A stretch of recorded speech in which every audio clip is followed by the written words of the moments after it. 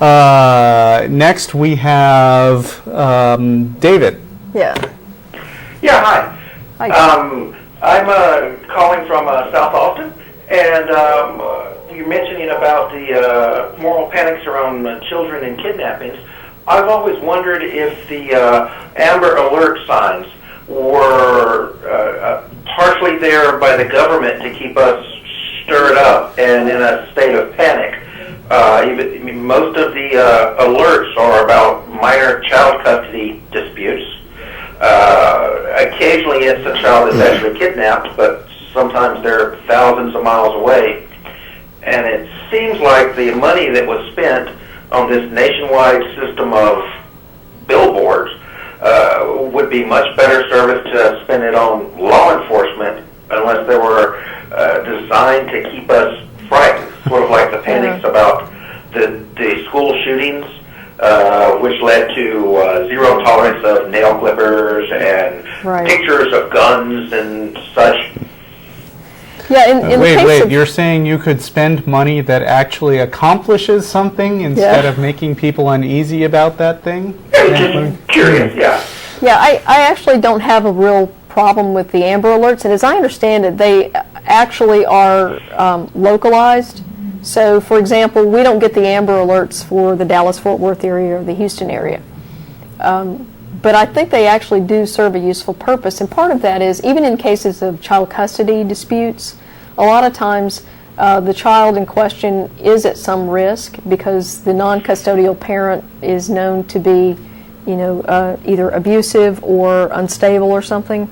And so even in the case of a child custody dispute, I don't have a problem with using an Amber Alert to recover a child, particularly since the child's best chances of coming out of that without any permanent damage is going to be if they recover the kid pretty quickly.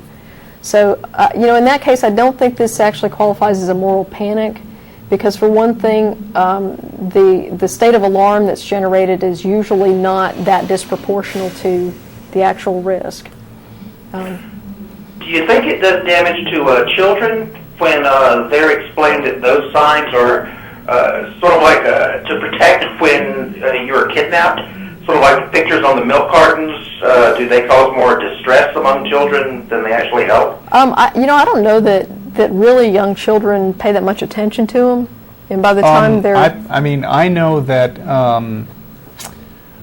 Ben, when he was young, was able to become concerned about very remote images. Like, you remember the big flood in New Orleans, and, we were always pretty open with him, and so we would explain to him, these things you're seeing on TV, there's a big flood and a lot of people died. And then he started worrying about dying in a flood, which, it's the trade-offs about being open. Yeah.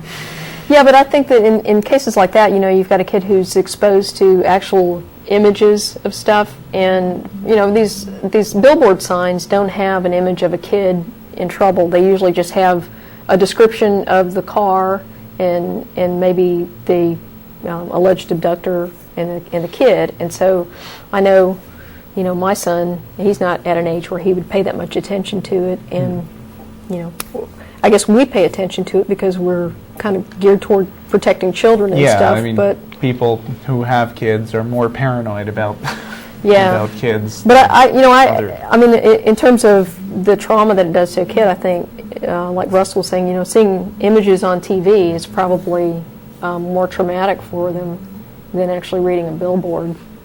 Well, okay. Well, thanks a lot. Oh, and in regard to the previous caller, I've been an atheist for about 20 years, and I work for a nonprofit, so it is possible for people to do things that are good just because they feel like it. Yes. So, y'all have a good day. All right. Thanks. Thank you for calling.